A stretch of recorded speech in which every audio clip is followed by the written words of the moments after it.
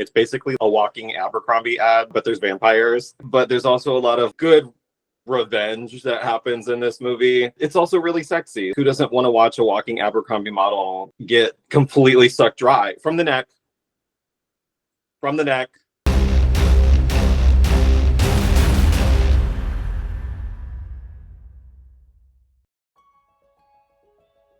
I'm LT, pronouns they, them. I am from Austin, Texas. I do horror content creation for myself, but also Fangoria. queerdem0n was a snippet from a TV show called Squidbillies. The moment when there's like some sort of like gay bar going up, and early Kyler, he says basically like, don't touch me, you queer demon of gayness. Queerdem0n of gayness was my title for a little bit, but then obviously that became a little too long. Became a little too much of a mouthful. So we just shortened it to queerdem0n due to the fact that demons are of Satan. Satan is my daddy is just kind of my whimsical way to claim, I don't know, like my darkness, I guess, but also be a little sexy, a little gay about it. Queer horror, you know, it's just like, it goes hand in hand. We all somehow want to grow up to be the grandmother. You know, no legs, fully on walker, slut of the entire town, hussy energy everywhere. I didn't know that I wanted to be her when I was watching it at like 11, but now looking back, I'm like, peak performance of, you know, what it means to be a human being or a squid.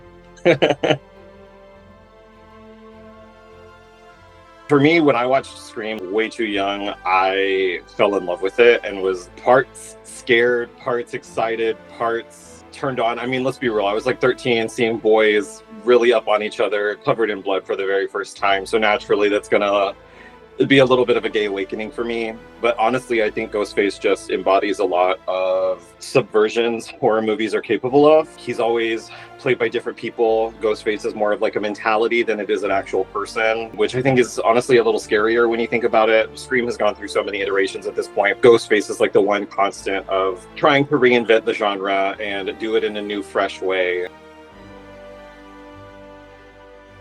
The Haunting from 1999 with Liam Neeson, Catherine Zeta-Jones, Lily Taylor, and Owen Wilson absolutely is my favorite of the two. I don't really have any room to hear any of the naysayers because technically this was the very first horror film I ever watched.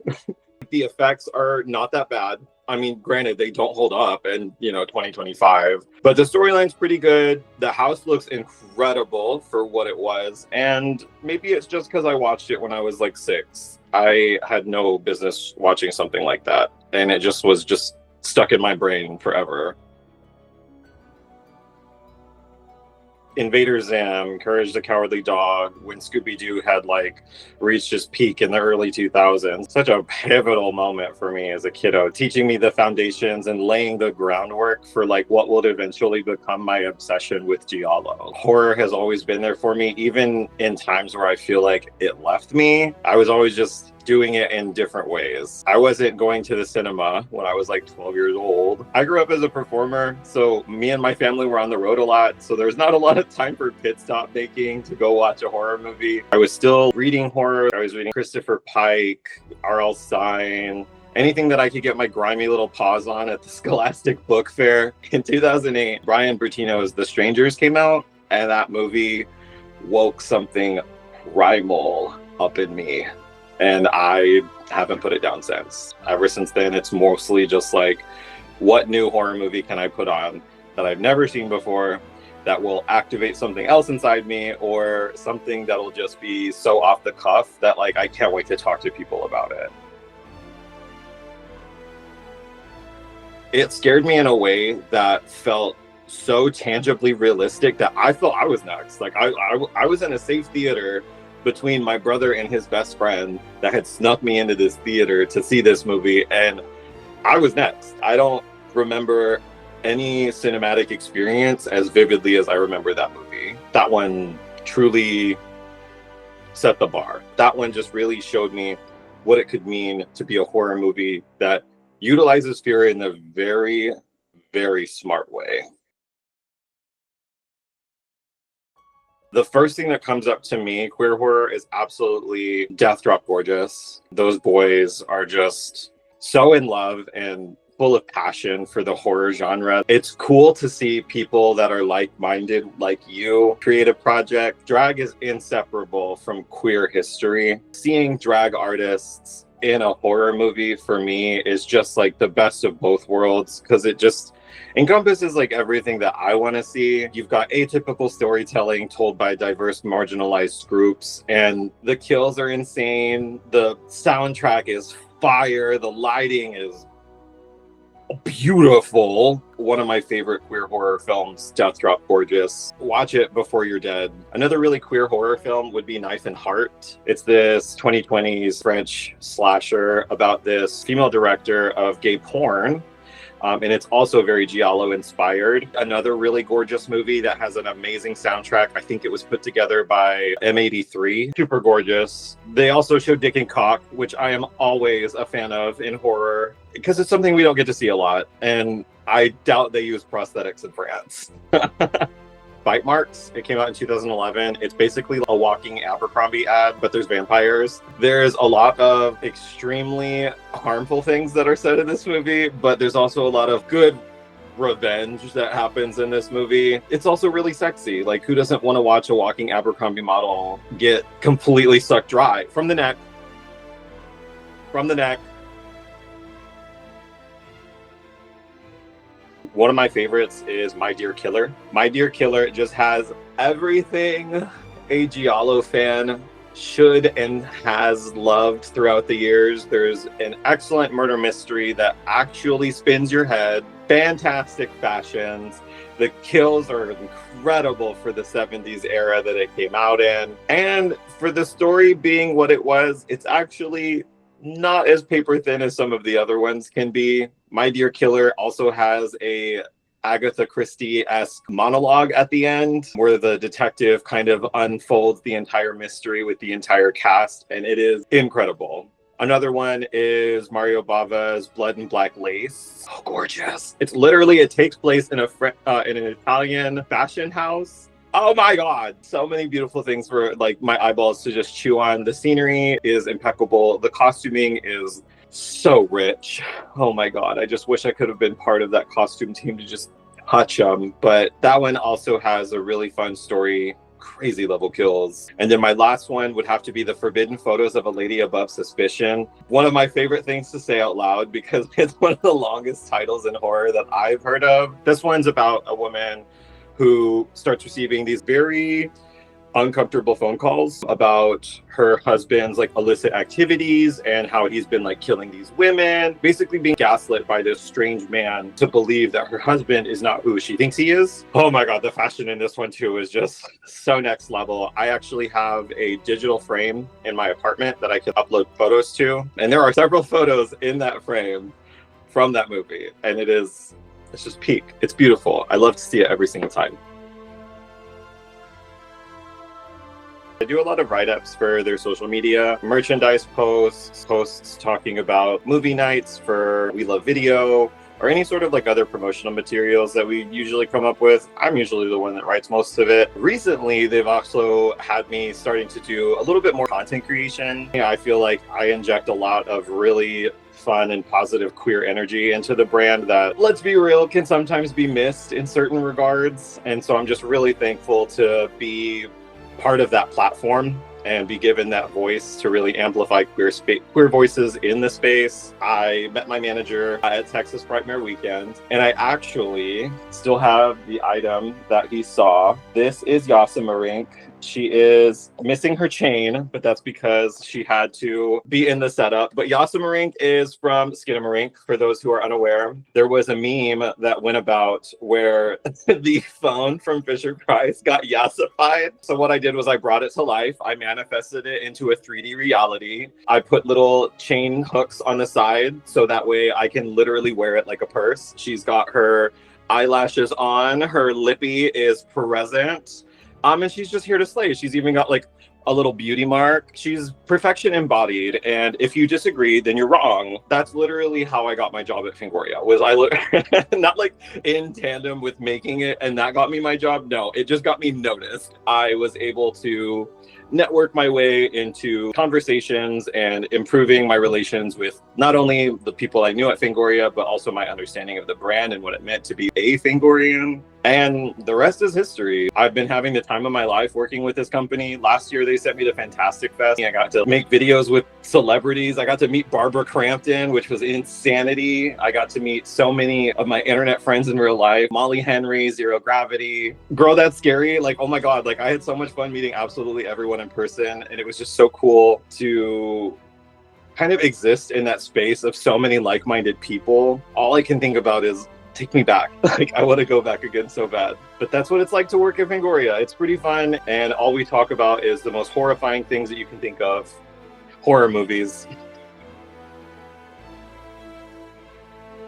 When I was 7 years old, we moved to San Antonio to be with my family. My aunt and grandparents had already established a halau, which in Hawaiian essentially is a dance group or a school of dance. From the age of 7 to 27, I was a performer. I danced all over the state of Texas. I've danced in cities that you probably wouldn't even know of in Texas. Danced in nursing homes, aquariums, baseball parks, theaters, bars. I like to say I've shaken my ass all over San Antonio, and I got paid to do it.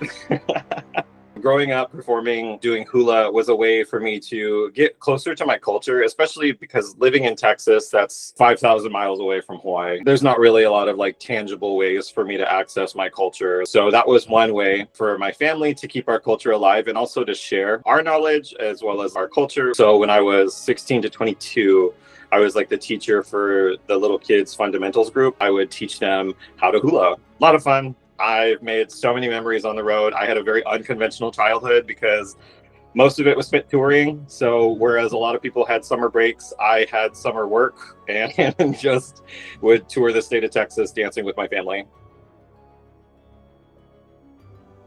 One of the things that I talked about in my Asian American Pacific Islander Heritage Month video for Fangoria was a Samoan anthology TV miniseries called Tene Sa, and I will talk about it again here because it was so freaking cool to me. I don't know how many episodes because I lost count because I just was so enamored by what I was watching I couldn't stop. But it's several small 10-minute episodes that cover a different goddess of a different goddess of Polynesian culture specifically. So you've got goddesses that I'm familiar with because they come from Hawaiian culture. You've got goddesses from Samoa, New Zealand, Tonga, Fiji.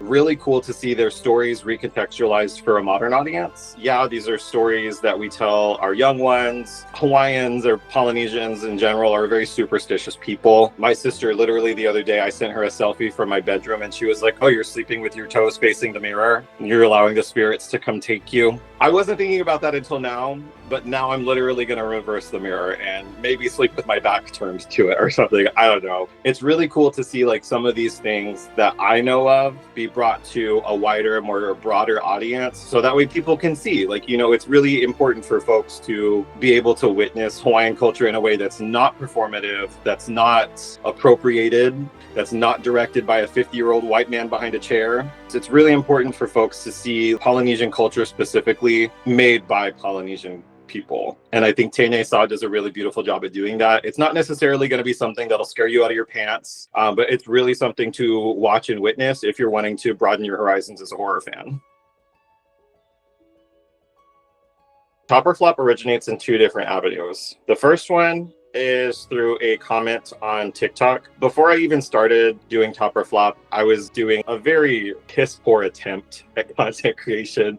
I was literally like in my bathroom talking about horror movies, laying down in bed talking about the horror movies that I'd watched, and I didn't really have like a formula or something I had wanted to go off of. One of the commenters for the video had said I should come up with a series where I talk about one that I like, one that I dislike. I don't know why I didn't think of that. Maybe I just needed a helping hand, but I'm also like incredibly Thembo coded, so not the brightest crayon in the box if you're picking up what I'm putting down. The second avenue that this came from is Drag Race. If you're a very queer person, you should also know what fashion photo review is every week after the episodes, they rate the queens in either two ways, toot or boot. So I came up with top or flop. It's just kind of like my own way of incorporating and injecting even more queer culture into horror. The horror community is extremely heteronormative, and I'm just trying to break in there and be like, hey, queer people matter. Okay, bye. And it became this recurring series that I would do like once a week. Drafted up quippy things throughout the months. I developed a bit more of a concrete formula. Now I like to think of myself a little bit more refined. I have a bit more of a like comfortable time talking in front of my camera for long periods of time. Listening to the sound of my own voice doesn't drive me nearly as bonkers as it used to be. Top or Flop was honestly the series that really made me kind of dive into content creation. It was a lot of fun, and Top or Flop is a series that I would possibly revisit like in the future. I would just want to see some of this. There's not a lot of overlap or like disconnect from who I am as a person behind the camera in front versus in front of it. I would say I'm a lot more calm in person than I typically am like on camera, but honestly it just kind of lends itself. Once the lights come on, I become like a completely, like, not a different person, but like definitely a different facet of like who I am. It's definitely a little bit more exaggerated, but still yet completely LT. Honestly, I'm so glad it's finally getting its renaissance and its time in the sun is Frankenhooker. Frankenhooker is so ridiculously underrated and underseen and underappreciated, and especially for like what it was really, really funny. I mean, granted, some of the jokes may not hang up. I mean, it was from the early 90s, let's be real. I would actively go to war for that movie because like I feel Frank Henenlotter really kind of did it in that movie. Like he gave us Basket Case, he gave us Brain Damage, but like Frankenhooker, he kind of chewed it up with that one a little bit. This thing looked really good, and also like the kills were incredible. There was that really, really hot muscly guy that we had in that movie. He was also in Brain Damage where he had that like really soapy shower scene. This one was a lot of fun too. Frankenhooker absolutely would go to war for. It's fun, it's easy, not too scary. It's more so focused on the funny than anything else, and the outlandish humor just, I don't know, it really speaks to me because I'm pretty wacky too. The Dark Crystal holds like an extremely special place in my heart. It was one of the very first films I ever watched with my mom, and she and I used to watch it a lot growing up. This is gonna get a little sad, but like sometimes on the anniversary of my mom's passing, I'll just like curl up with the Dark Crystal. I'll make like a couple of the things that we used to eat together and just kind of like commemorate her memory. The Dark Crystal is like a way that I can feel a little bit closer to her. She was actually the one who showed it to me, and she used to tell me about how she watched it in theaters and how it was just like a really like life-changing moment for her. I really like that movie a lot. Like a lot.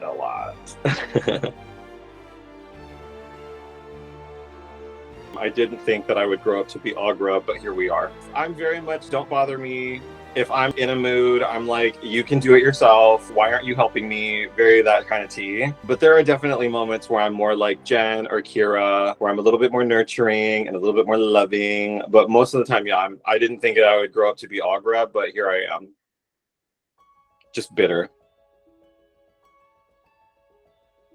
They were both at the forefront of developing my horror palette. Whereas my dad showed me extremely horrifying things, Rob Zombie music videos, really big splatter horror films from the 90s. He was the one that showed me Dead Alive. He was like, hey, this movie came out when you were born. And so we watched it, and I was like 8 years old and I had no idea what was happening. My mom showed me a lot of true crime thrillers, a lot of fantasy. Her other favorite movie was Labyrinth, as well as The Last Unicorn. She also loved Legend. It really kind of shows the dichotomy of like me as a horror fan of like what I really like. It's like a lot of fantasy, a lot of giallo slashers, but then also like really gory stuff. Between both my mom and my dad, they were pretty formative in developing my taste as a horror fan pretty early on. So I guess we have them to blame for it. The Wailing. That's a perfect film. I'm so sorry. It's a movie that develops more and more times as you watch it yourself. You get a little bit more familiar with the characters, the beats of the story, and then you kind of view it in a different way, knowing more about it at the beginning than, at the end. Even like Noroi, the curse, benefits from multiple watches. It really kind of allows you to look at the movie in a different light, especially when it comes to like characters who you think are one way at the beginning, but then become someone completely different at the end. And even with that spoiler, like having seen it already, it's still sometimes really interesting to look back and be like, oh, okay, so this is when that switch happens. This is how you should never trust a priest, like, this, that, and the third. Personally, I'm also Korean, so I find that it is really fucking cool to have a Korean movie affect me in such a way to where I feel a sort of like kinship with it as much as I feel disgust with it, because it's a pretty gnarly story. It's not very nice. It's pretty disgusting. And it covers a lot of very classist, I would say, topics. The regards for police and versus like these village people. Instead of just, oh, there's something bumping in the night, it's a little bit more deep than that. It's also an incredible journey to see this family just devolve and just deconstruct at the mercy of this entity, and they're just powerless the entire time, like just completely lost to their own fate. It hurts to watch, and it's so good, so yummy. It's a yummy hurt, it's not like a bad hurt. Ooh, that hurt, let's do it again. That shot in Hereditary when Peter is asleep and Annie is in the corner. I remember the first time I watched that movie, to kind of set the scene, it was 2018. I was living in Kansas for the very first time on my own. I had moved out of Texas to do some summer internship for a musical theater program. That's neither here nor there. But when I was in the theater alone on like opening night, I was horrified. That was like one of the first times I had ever like actively motioned to cover my eyes in a movie theater. I was like, what am I doing? Like, who am I? I just I reverted instantly and was just like, oh my God, I got to cover my eyes. If I can't see the evil, then the evil can't see me, like that kind of thing. I hope the future is more accepting. I hope the future is more willing to take a risk. I hope the future is less riddled with remakes. But more so, I just hope that the future is more ready to be able to tell more diverse stories, more atypical stories, more stories from marginalized groups of diverse people, of diverse backgrounds, of diverse, any sort of ism just isn't anymore, essentially, where we don't have to fight to be seen on screen. It's not necessarily something you even think twice about, seeing a gay character fighting for their life in order to be the next final girl. Like, it's not something that we need to question. That's the future I want, is to have a movie be like queer female led and no one says anything about it. They just go in and they watch it and they're like, wow, this was a great film. This is what I liked about it. It's just normal. I want people to be a little bit more accepting of the horror media that they see before them. Open your purse, open your heart, open your mind. That's what's held in the future, according to me, to my gospel. As always, enjoy the rest of your day on purpose, besties. I'll see you next time. If you want to hire me, do it. If you want to see me covered in blood, bring it on. If you want me to be the villain and stab a bitch 17 times in the back, let's go. I'm versatile, I'm ready, and I slay.